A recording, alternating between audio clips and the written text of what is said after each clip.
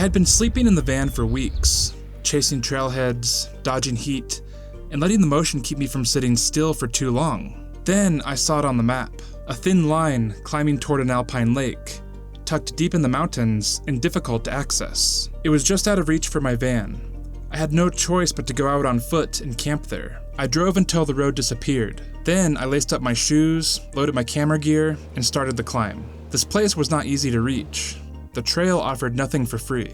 There were horseflies, heat, and dust, and my pack felt heavier with every mile. But the harder it became, the quieter my mind grew.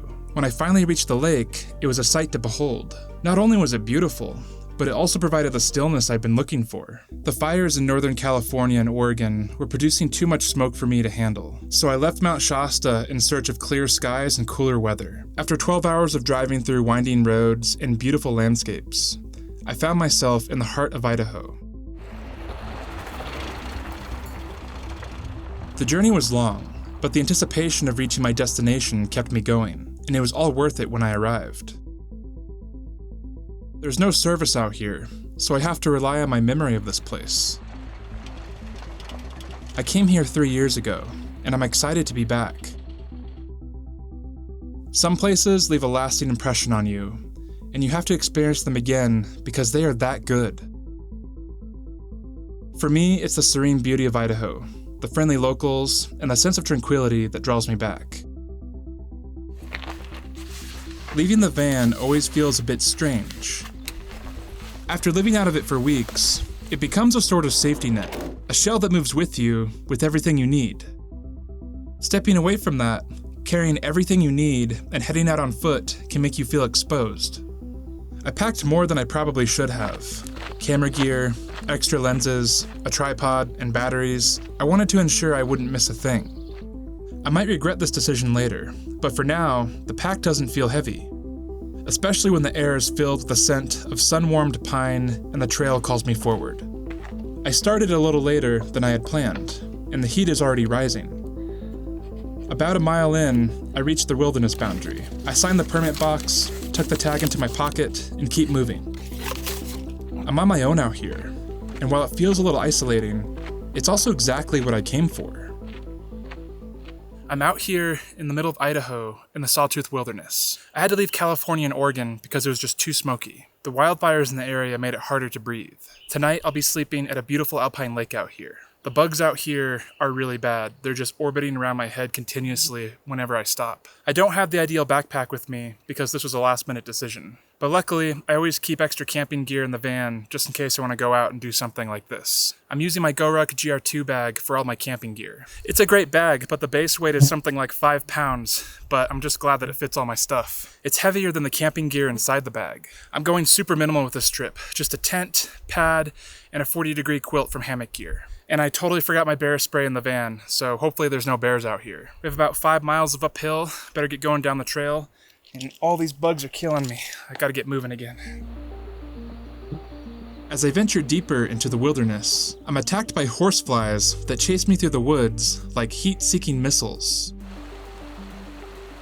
They are the size of my thumb. They orbit around me like satellites, tracking my every movement and waiting for the moment I slow down just enough for them to land and deliver their painful bite. The heat of the day, combined with my uphill hike while carrying heavy gear, makes me the perfect target for these endless attacks. But I refuse to be discouraged. The Sawtooth Wilderness also lies within the historic range of the grizzly bear. But the species was eliminated from the region decades ago due to habitat loss and hunting. While grizzlies occasionally wander down through central Idaho, they are not currently established in the Sawtooths. Out here, black bears are far more common. Usually, the uphill trek wouldn't be this difficult with a lighter pack. But right now, I can feel every ounce of what I've brought with me, making the journey quite challenging, even though I've been conditioning for this trip for months.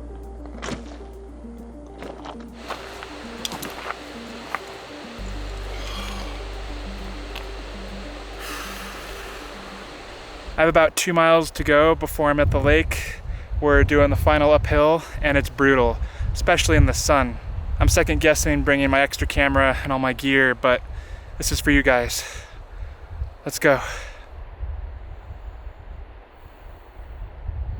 Once I climbed out of the lower elevation forest and marshy areas, I transitioned into the open, windy alpine boulder fields and moving streams. I seemed to move out of range of the horsefly attacks.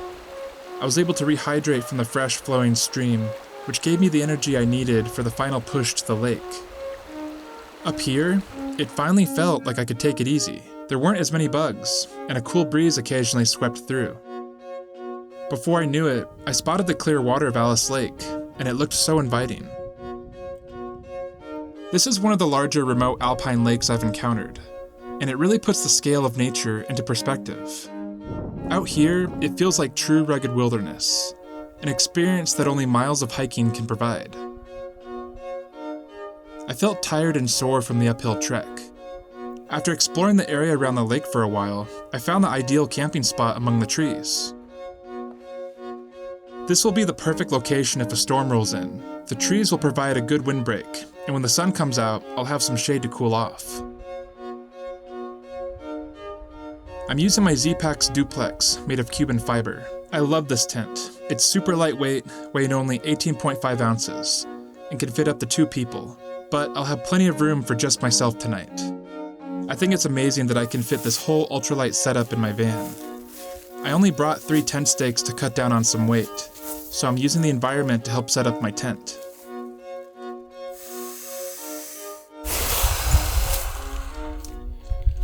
This feels amazing. That was quite a hike. It took a lot out of me. I feel like I need to go sleep for like 2 days after that. I usually pack way lighter than that. I must have brought like 40 pounds of gear. My goodness. Oh.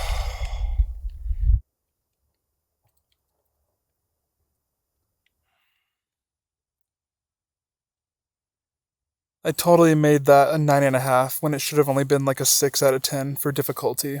I've done this whole loop before, so I think I just got overconfident and decided to bring all of my gear. But now that I have it all up here, hopefully I can get some good shots and get some good rest.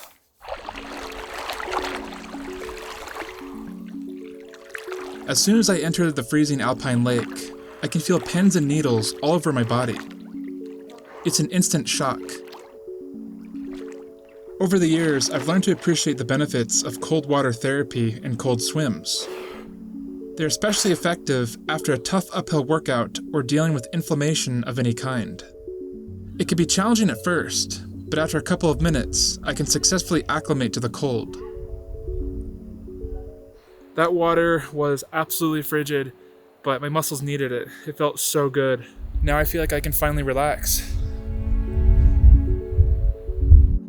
The evening is when the mosquitoes come out, and this thermocell will help repel them as I collect more water using my lightweight Katadyn water filter.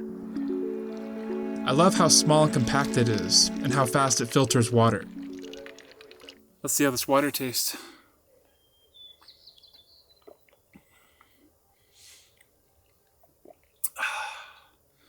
So refreshing. I don't like to carry a lot of water with me, which is crazy because despite how little water I was carrying, my bags were still heavy. Usually the water is like the heaviest item, but there's so much water out here that I can usually just filter in the stream right off the trail. There's quite a few people out here. We'll see if that's a mistake. Usually I'm one of the few ones here, but I guess this hike has gotten so popular over the years that it's just always packed like this now. There's just a bunch of kids over here throwing rocks into the lake. I mean, I get it. When I was a kid, I did those sorts of things too. But you could probably cut down on your kids screaming since people come out here to enjoy some peace and quiet. But maybe that's on me. Maybe I should have just gone in the middle of the week instead of on a Friday. It is what it is. I'm going to make the best of it. Overall, I really like my spot that I picked. I got this nice little secluded area, trees wrapped around me, so I have plenty of shade. I have water access. I have mountain views. Can't get much better than this. The thermocell is working really well for the most part. Every now and then a stray mosquito will come in, but compared to when I walk about 20 feet away from the tent, the mosquitoes just ravage you. So my guess is that there's been more water available for the mosquitoes to lay their eggs with all this extra snow melt. It's about mid-July. The last time I was out here in the Sawtooth Wilderness was August of 2022. There was not near as many bugs compared to now.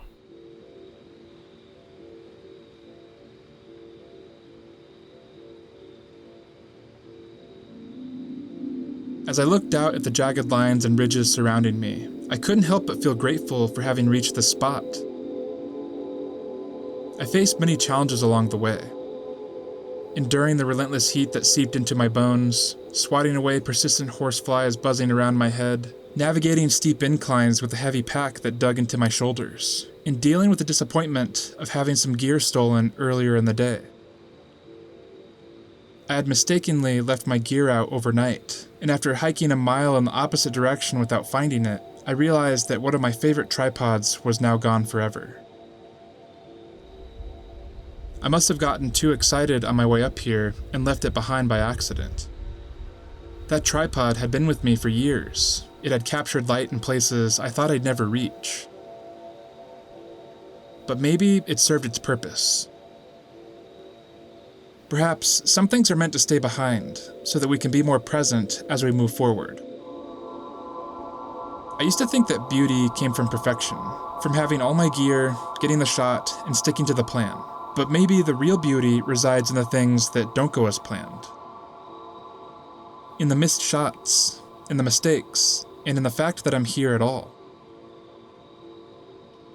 The challenges I faced to get here were not easy, but they amplified the joy of being here. Sometimes the price of capturing the beauty of places like this is losing oneself in the moment. Yet perhaps getting lost in the moment is not a loss at all, but a gain in mindfulness and appreciation. Maybe that's where life truly happens. In those unguarded seconds, when the view pulls you out of your head and into your heart. I think it's good to find places like this, places that inspire you and make you forget about everything else. These are the places that don't care about your deadlines, forgive your mistakes, and remind you that wonder isn't something you chase, it's something you remember deep in your soul. And when you do, it makes all the weight that you carried up here feel surprisingly light.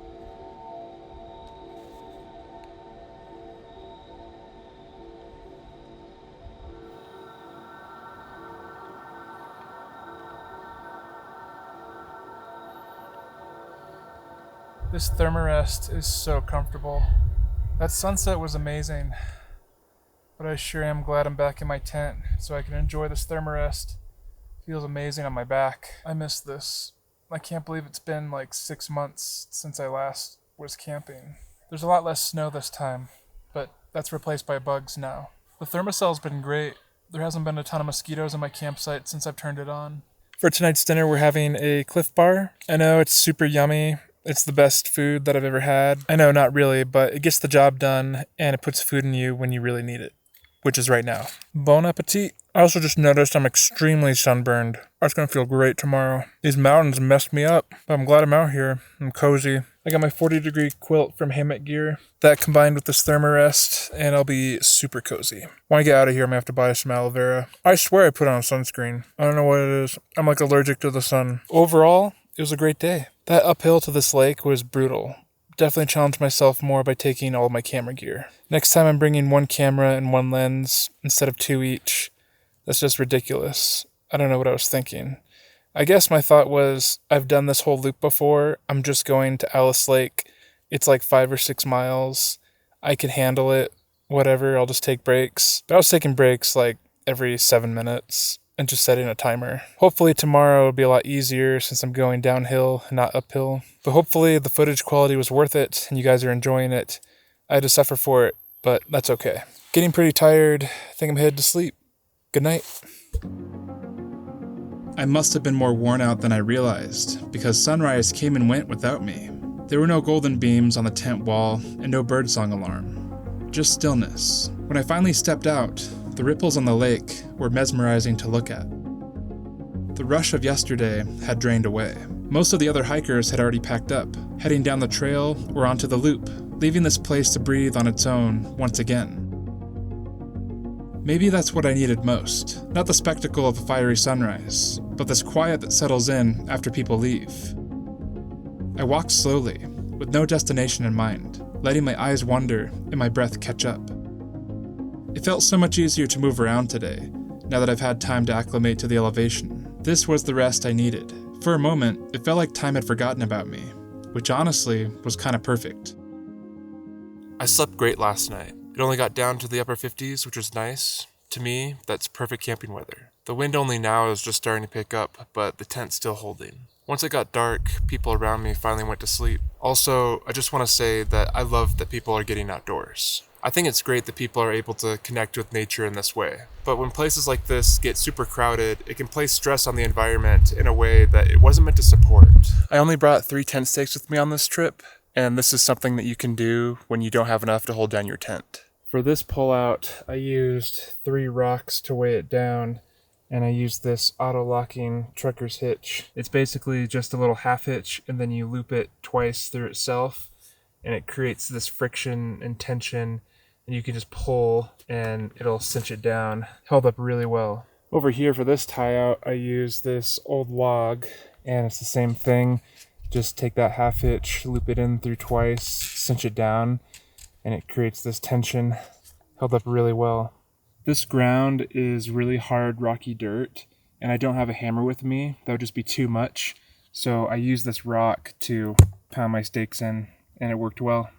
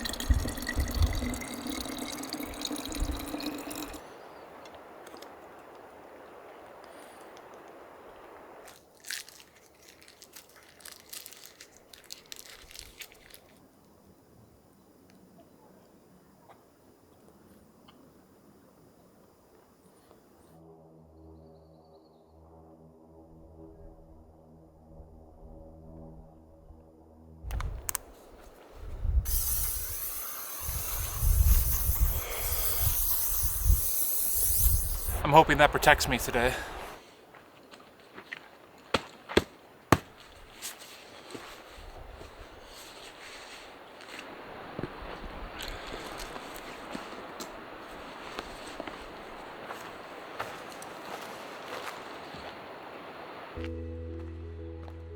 As I leave Alice Lake and retrace my steps along the trail, I notice a significant change. The burden that weighed me down on the way in seems to have lifted, making my steps feel more effortless. Some of that is due to the altitude acclimation, but a lot of it is me, more settled and in sync with nature. These natural sanctuaries always demand something from us. It's not always in a forceful or immediate way. It comes in the ascent, in the tranquility, and how our own breath often becomes the most prominent sound when we're silent enough to hear it. It's interesting. We often say we come out here to escape, but I believe it's actually about remembering what lies beneath everything. It's about reconnecting with the fundamental truths of life, the simplicity and beauty of nature, and the peace that comes from being in harmony with the world around us. There's a version of myself that only emerges after the signal drops, when the path gets steep and there's nothing left to do but keep walking towards my goal. Today, on my way out, I feel fully in tune with that version of myself again. Steady, lighter, and quietly content in a deeply satisfying way that doesn't need to be filled. And maybe that's what this place offers in return. Not always the answers we seek, but a better way to listen. And in that, perhaps, a better way to live. A life filled with reflection, contemplation, and a deep connection to the natural world.